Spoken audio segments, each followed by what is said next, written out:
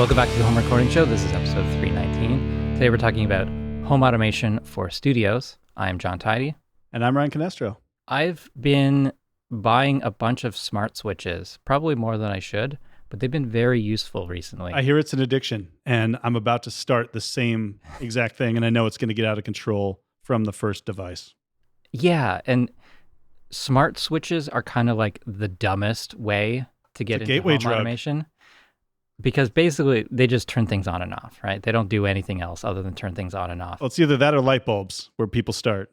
Right. But they can be very useful when you start chaining multiples together. So the main reason I have mine is so that I can have my background light, my hair light, my fill light, my,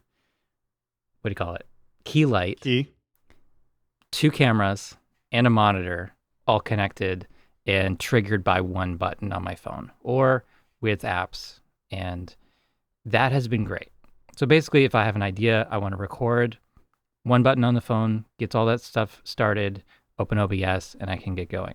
Reducing the amount of friction to get things set up rather than walking around the room, turning on each one. And then and I would probably be thinking, oh, is it bright enough? And I go and adjust all the lights and all that stuff. No, everything's good now. It's all set up basically permanently. So that has been a really great thing for me.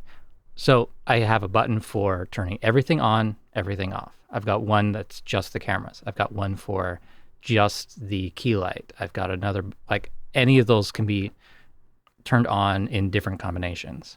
The thing is, that's kind of dumb. They don't always work as toggles in the software. It's very annoying that way. So rather than having one button that turns things on and then off, you have to have a separate button for on and a separate button for off. There's always some customization, some hacking. You have to think outside of the box. It's advanced problem solving for what seems like something simple. You have to figure out a way to do these simple things and in combinations. And it almost becomes like a riddle at times. Yeah. But you can do some really cool things, and there's certain things that it's not good for. So let's talk a little bit about that. So like the light things, the video lights thing, that works well. And basically, most of the time, you just want them on or off, and that's totally fine. There are other apps and things for certain lights that can change the brightness, change the color, and stuff like that. So it's a separate app for each light, or if they're coming from different brands. Well, you can also string them all together using Home Assistant and having multiple protocols all feed back to one central place, which is probably where you're going to end up. But again, everyone starts kind of with the individual apps for each thing, and you have separate systems and separate apps. And then there'll be a point where you're going to be like, I need to combine these all together in one centralized place. Yeah. So all my smart switches or smart plugs are from Casa, which is made by TP-Link, and they end up being like $10 a piece.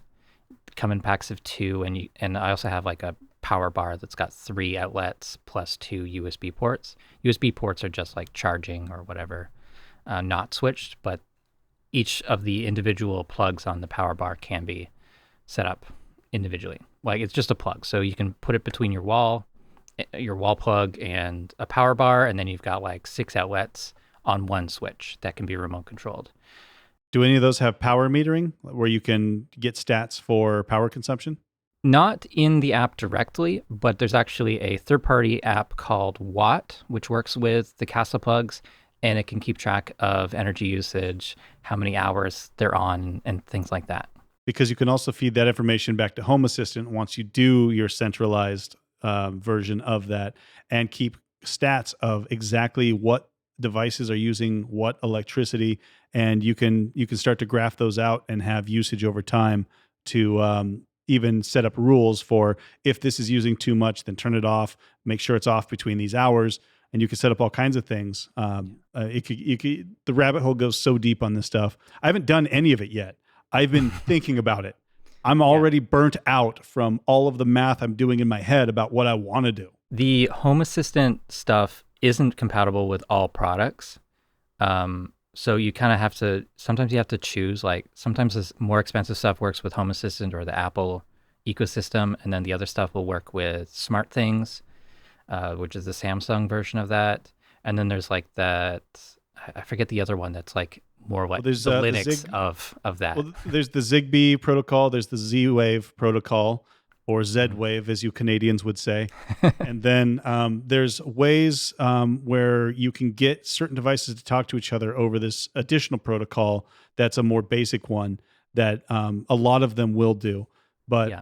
for me, I would only buy into the ecosystems that I could control offline and not have to sign up for a cloud provider.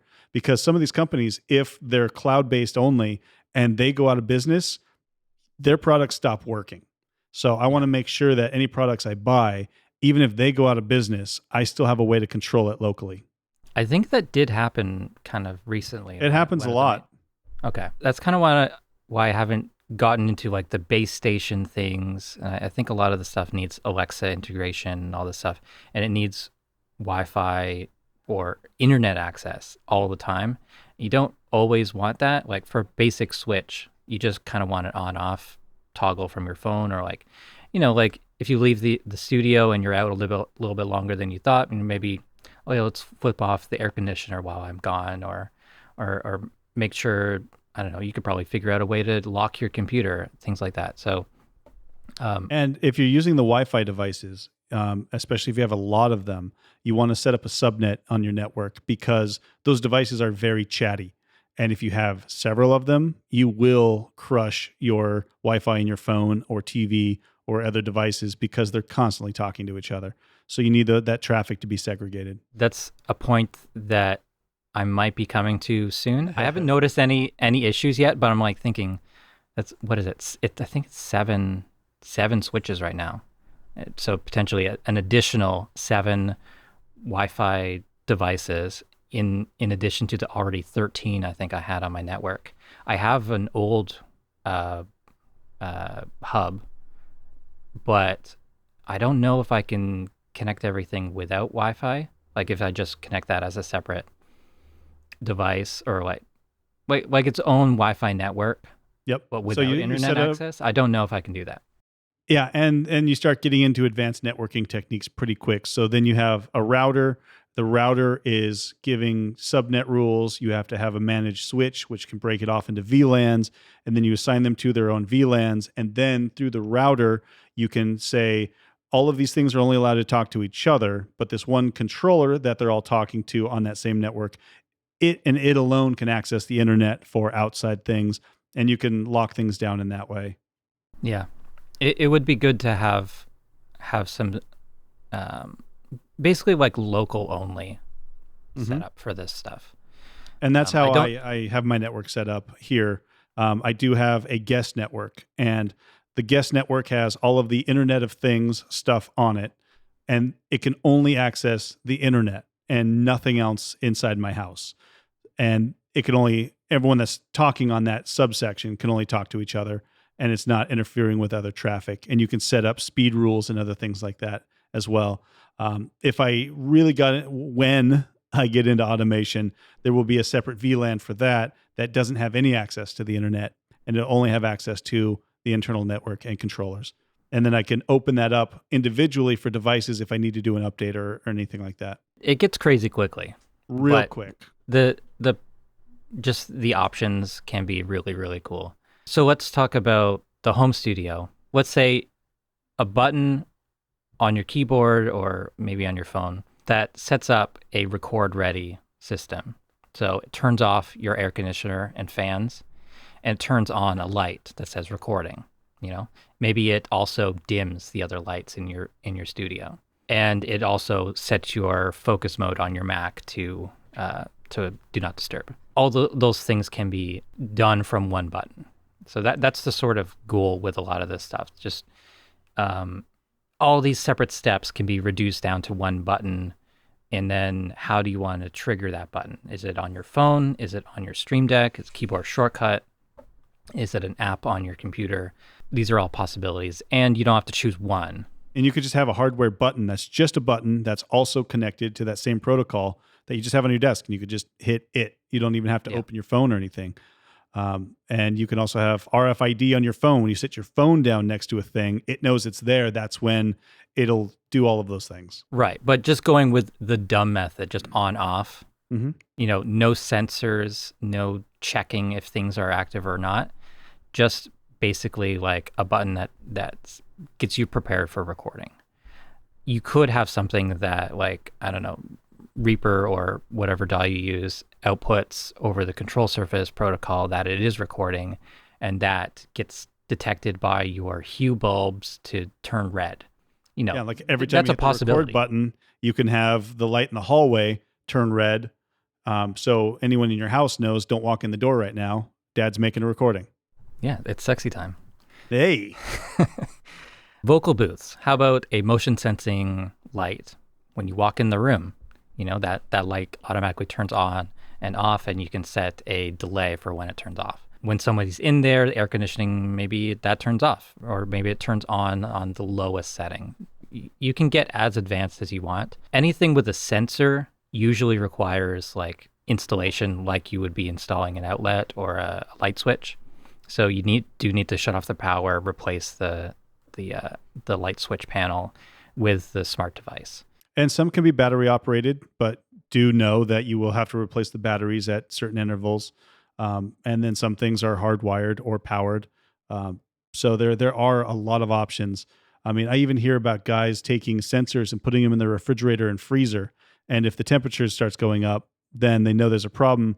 They don't lose food because their phone sends them a notification, hey, there's something going on with your freezer. And they get to it within a few degrees of it being different than normal. There's so many things and different things you can trigger, and you can have one action trigger multiple other actions. And I mean, ideally, I would love to have my whole house like dim the lights at a certain hour. Even play notifications like, hey, time to go to bed.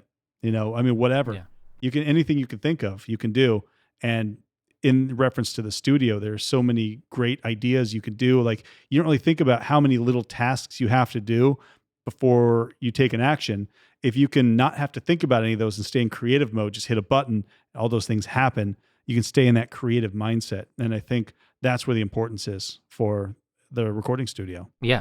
So one thing that's actually not very good to have on the smart switches or smart plugs is anything that requires an additional button press to turn it on. So like a lot of TVs, like if you just give it power, it's still going to be turned off. Light bulbs, obviously, they turn on normally, or they should, but not every device will. So a lot of like a computer screen or a computer itself, anything that requires, it goes into standby rather than just powers on. My monitor for my camera is on a smart plug, but it does require an additional button press. And I don't know if different monitors will work better for that, but that's one thing that's like, every time I still have to press that button. It's a little annoying. Some monitors will have in their settings come on when you sense power, but most do not. Yeah. So anything that needs a password to turn on or an additional button press, that's not a good choice for that sort of automation, unfortunately. Let's move on from like the separate devices that you purchase and then more into scripting and automation workflows for on the computer. Let's say you are done work for the day, you come to your home studio recorder or system and you press a button on a keyboard. Let's say it's F12, and that turns off all of your open apps and opens up your recording software. That's pretty simple to write, even for someone that's never done it before. You could use Auto Hotkey, you could use Automator, you could use Shortcuts or Keyboard Maestro, or probably a dozen other things. But a lot of ways to get there. Yeah. I don't know a lot of them on Windows. For any of the shortcut things that I made were usually like FFmpeg scripts that I would write, and those would be like bat files, .bat. Basically just a shortcut to do a command line sort of prompt. I did use Auto Hotkey, which is basically like text-based keyboard macros, but you can do a lot with it. You can move the mouse with that, chain multiple things. You can do a text replacement. Then there's macro pads, which would be like a lot of the gaming keyboards have macro functions built in, macro recording or or just being able to trigger functions quickly. Corsair and the Razer software, the Logitech keyboards will all have some sort of macro function or ways to link apps or functions to keys. Um, Beyond that, there's the Stream Deck, which is a standalone piece of hardware That's a great little with piece of hardware. yeah, with like 15 buttons on it, up to I think 30 buttons for the XL version, and actually has a great software interface and There's kind of little a good LCDs behind it, so when you program the button, you can even change the look of the button. It'll do a whole. It yeah, looks pretty. yeah. It's actually one touch screen with a capacitive kind of membrane over it. It's pretty cool. A really smart way that they did it, but it's backed up by great software, and that's why it's been so successful. So there's like a little like store sort of thing that can you can add on different functions. So one of them that I use along with the home automation stuff is IFTTT, if this then that, and that allows me to press one button and it turns on or off all my lights. I created my own toggle using the multi-action function within the Stream Deck software. Have you seen the Bit Focus Companion? I've looked at it. I think I used it once, but I don't use it. Yeah, I was on a job where we were at this convention center. There were multiple Yamaha mixers all around this whole convention center. It was a huge event. We had concerts in one area, other events in other areas. Everything was connected on a Dante network, so everything was coming back to me to record. But the guy sitting next to me had a Raspberry Pi with the BitFocus companion on it and a Stream Deck, and he could control all of the mixing boards and a ton of different things around the entire arena just on this one little device running on a $35 computer. And with that software, he showed me a script where he would hit a button and the mixer next to me would just have the faders go up and down. He just wrote a simple Python script. But he could do a thing where he can make one button. Every Yamaha console in the entire convention center would mute if you hit one button. Or he can control anything, any feature of those mixers in the entire event space, all connected over a standard network on their control data. So, I mean, infinitely powerful for using this cool little device with a Raspberry Pi just on a control network for huge amounts of pro audio equipment. That kind of blew my mind. It's fun, but definitely can be overwhelming and it is time consuming. And a lot of times you're just making these sort of bespoke setups for things. You're grabbing little bits and pieces of code from various makers and putting it all together on the Stream Deck. I mostly use my Stream Deck for controlling OBS, so I can start and stop recording. I can change camera angles and stuff with a button press, and that's always mounted to my desk and always visible to me. You know, not having to use the mouse, switch tabs, and all that stuff. That's great. You need that if you make videos with a computer. I was playing around the other day with the Stream Deck extension for Mackie control. So if I set it up, it would take some time to set it up, but I could control like faders up and down for probably 4 at a time, really. I was able to get it to link up to Reaper. So Stream Deck as a fader controller would just press once to go up like half a dB at a time, press the button below it to go down, that sort of thing. And it could follow and get feedback from Reaper for what the values were. Not as good as a real controller, but pretty cool. But you can also program things like if you sit down at Reaper, you can have one button press, say, open Reaper, open this specific template, have these things ready. Like I want to make a song, like have that one ready. Or I just want to pull up the last mix I did, have that on a button, whatever last mix I did, hit this one button, it'll open that in Reaper. You can, anything you can think of, you could program, and not just a single action, but multiple actions. And you can tie all of the things we've just been talking about into one system or have multiple individual systems. You could do it any way you want to. And that's why I haven't done shit yet, because I have the analysis paralysis and I can't even think, I wouldn't even know where to start. And I know I don't have that kind of time to even get into it. So down the road, but I can't wait. I'm super excited about all this. And I've done, keyboard shortcuts and macros, and I've been doing those kind of things for years, but building it out to basically control my entire house, recording studio, all of the things. I'm kind of excited about it and scared to death at the same time. Yeah. So here's my one screen on my phone. I've got 7 buttons here. For example, I'll hit the select button. This is running the Shortcuts app, which is built into iOS and Mac. And so CASA is asking me target state on or off. I'll say off. And then a list of all the devices for the smart switches. And so I'll turn off my background light. And there it is. There it's gone. Slight delay. Now it looks like the cloud's coming over my house, making my background change colors. And I'll just press my all on button and everything turned on again. And another thing that I recently did was in the Shortcuts app, just to log my weight in the Health app. I have that on my home screen now. So just a widget on the home screen, press it once, asks you the weight, and it automatically puts in the day and time and the weight. So I never have to open the Health app really, unless I want to like look at the history. So, are you getting swole right now? A lot of protein, getting all jacked? Not really. Just trying to manage the weight. I dropped like 20 pounds in the past couple of years. Congratulations. That's great. I did too. Yeah. It needed to be done. I was like, bend over to tie your shoes and you tip over.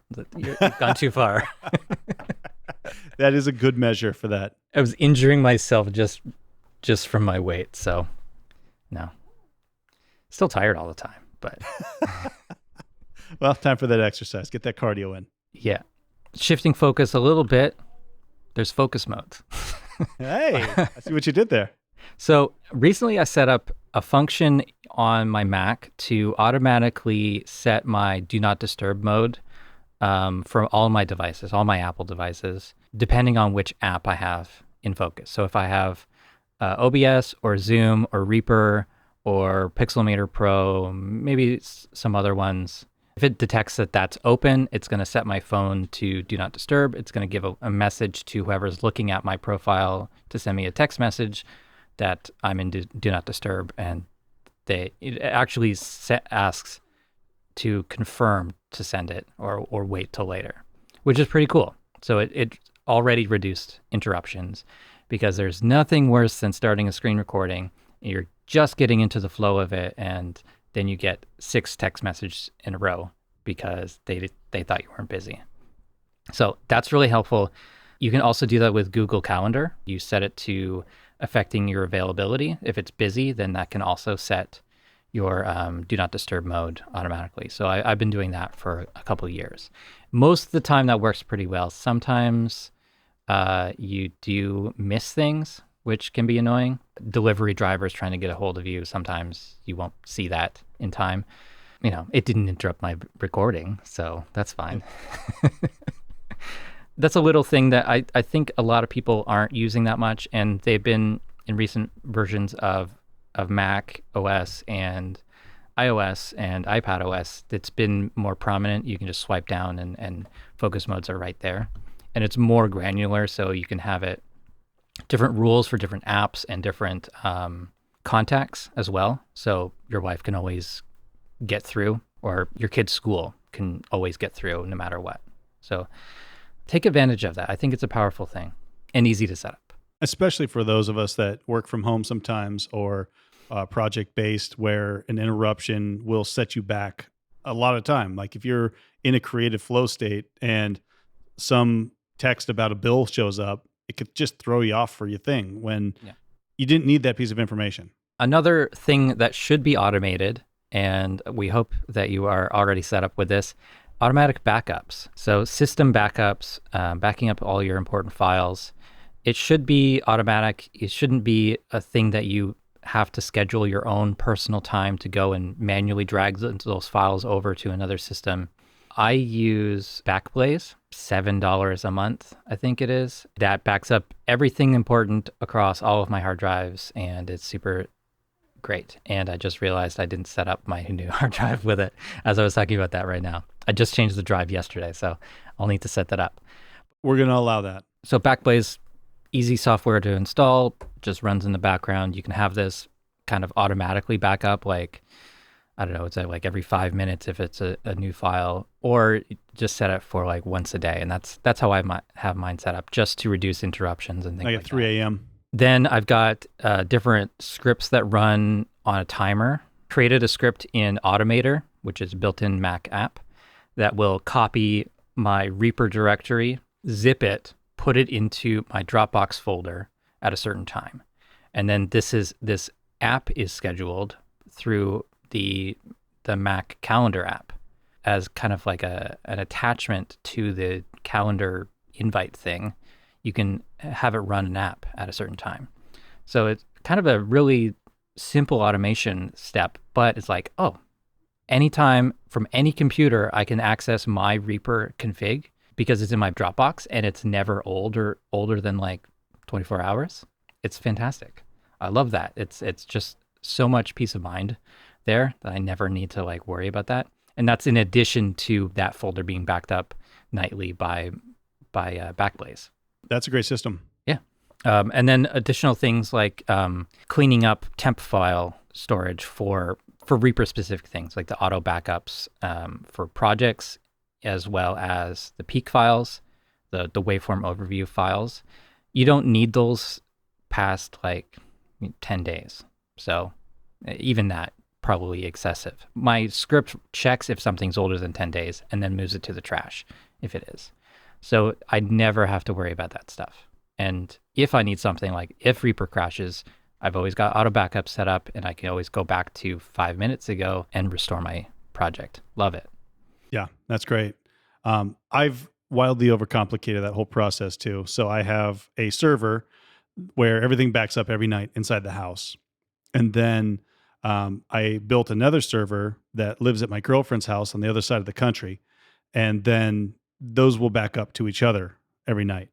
So I have the original file, a backed up version locally, and then an offsite backup. Costs much more in hardware up front, but over time, you don't have to pay subscription fees. And I think I have a sickness where I don't want to pay $7 a month, and I should just start paying the $7 a month because it's way easier. Yeah. So the first backup always takes a while if you've got a lot of files. Upgrading computers sometimes can be a little bit tricky. I've done it like 3 times now with Backblaze, so I'm pretty quick with it. They do document that function very easily, so you don't have to start over and upload like 300 gigs of files again, which, the first time that takes 2 weeks sometimes. Well, and I have a lot of data. Like just yesterday, I was recording 16 channels of audio for 6-7 hours and a full backup of all of that. It was 50 gigs yesterday. Yeah. Just for yesterday. So I'll usually back all that up and I'll usually keep all those session files for our clients for about a year. So I have a ton of data there. And then just all the stuff I've done in the studio over the years and all those things, it adds up. So, and none of that's critically important. That's all stuff that's nice to have. It rarely gets requested again, but if it comes up. So I have different levels of priority. There's like certain documents, like the tax prep documents this year. Those are much more important than a file I recorded 8 months ago for something that's probably already been released and has aired. So it doesn't really matter as much anymore. So I've prioritized things. These are more important than those. These ones can be backed up at the one place. These ones don't need to go to offsite and so forth and so on. So a tiered system of priority for files and backing up. That does take a bit of mental bandwidth to figure out what goes where. Maybe you can, I don't know if you can manage that just from like the file tags, the little colored dots on Mac, to like, this is high priority, this is a low priority. Possibly. I have things in separate folders. Different folders are different priorities. In addition to having my server back everything up, I can also VPN into my server directly anywhere I am in the world. So on my laptop, it just automatically logs into home wherever I am, and I have access to all my files. So I try to keep very little information on my actual laptops because it's all sitting on the server and I can access that from anywhere. So it's nice to just have easy access to stuff, and internet's pretty fast, and I can pull files down relatively easily anywhere I am. Cool.